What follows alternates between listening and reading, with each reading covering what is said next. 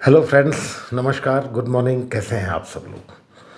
Health awareness की series के आज के वीडियो में आप सभी का स्वागत है फ्रेंड्स, आज हम एक ऐसे ऑर्गन के हेल्थ की बात करेंगे जो मेल स्पेसिफिक ऑर्गन है।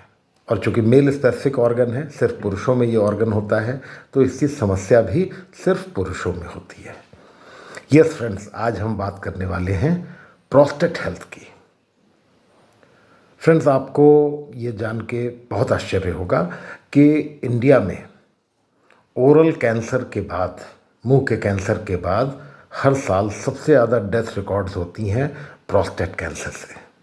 ये सच्चाई है दोस्तों, लेकिन हम में से अधिकांश लोग, ज़्यादातर लोग इस ऑर्गन के हेल्थ को लेके अवेयर नहीं हैं। बात थोड़ी सी है लेकिन बहुत बड़ी है। फ्रेंड्स, प्रोस्टेट ग्लैंड्स हमारे मेल रिप्रोडक्टिव सिस्टम का एक इंटीग्रल पार्ट है और ये लोकेटेड होता है ब्लैडर के ठीक नीचे यूरेथ्रा के दोनों तरफ, और वॉलनट के साइज़ का ये ऑर्गन होता है और ये प्रोड्यूस करता है कुछ ऐसे फ्लूइड्स जो हमारे सीमेन में इम्पॉर्टेंट होते हैं। इंटीग्रल पार्ट है हमारे रिप्रोडक्टिव सिस्टम का, मेल रिप्रोडक्टिव सिस्टम का।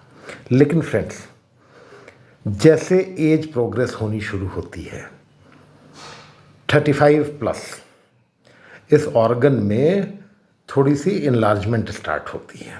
ये नेचुरल प्रोसेस है, ये बढ़ने लगता है और जब ये साइज़ में बढ़ता है, चूँकि यूरेथ्रा के दोनों तरफ लोकेटेड होता है, तो ये धीरे धीरे हमारे यूरेथ्रा या जो यूरिन ट्यूब होती है उस पर ये दबाव डालता है और उसको स्क्वीज़ करना शुरू करता है।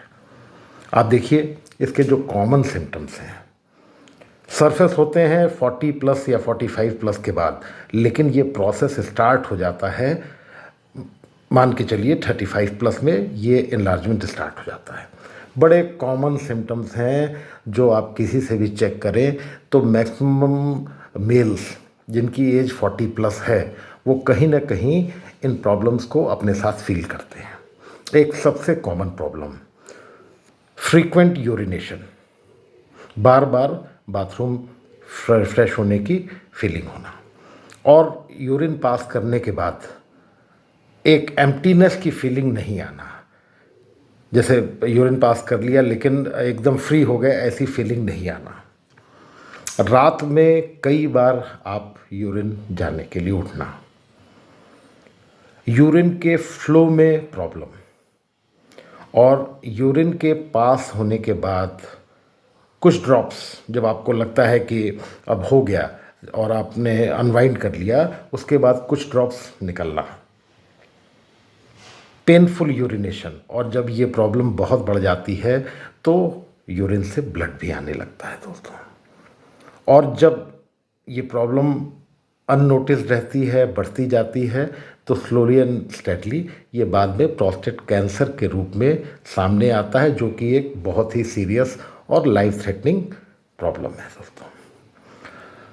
चूँकि आज बात मेल ऑर्गन की हो रही है, तो इसका मतलब ये नहीं कि इसकी अवेयरनेस सिर्फ मेल्स को होनी चाहिए। हर किसी को प्रोस्टेट हेल्थ की अवेयरनेस होनी चाहिए, क्योंकि हर घर में मेल्स हैं, एजिंग मेल्स हैं, और आप अपने किसी भी नियर एंड डियर वन को, लव्ड वन को अवेयर करना चाहते हैं, क्योंकि ये प्रॉब्लम 80% मेल्स फेस करते ही करते हैं एक पर्टिकुलर एज के बाद।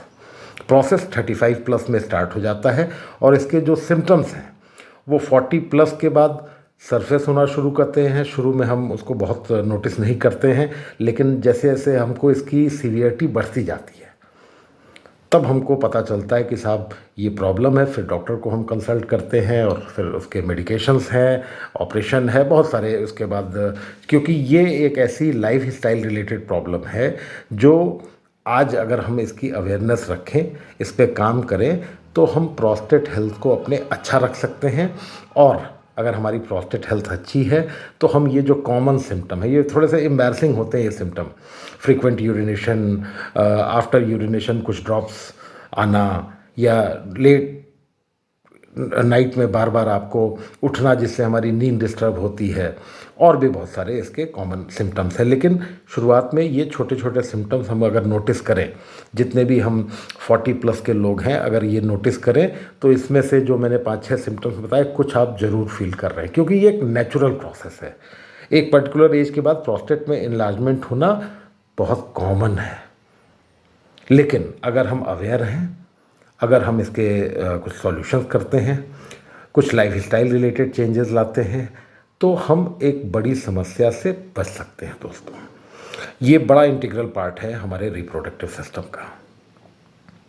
इवन अगर 35+ एज में प्रोस्टेट्स आपके इनलार्ज हो रहे हैं और उसमें प्रॉब्लम है, तो आपके फर्टिलिटी में भी इसका इम्पैक्ट पड़ता है, क्योंकि ये बनाता है सीमन के फ्लूइड्स को। अगर सीमन में प्रॉपर फ्लूइड्स नहीं जा रहे हैं तो स्पर्म्स की मोटेलिटी कम होती है, तो इनफर्टिलिटी भी इससे इंड्यूस होती है 35+ के बाद।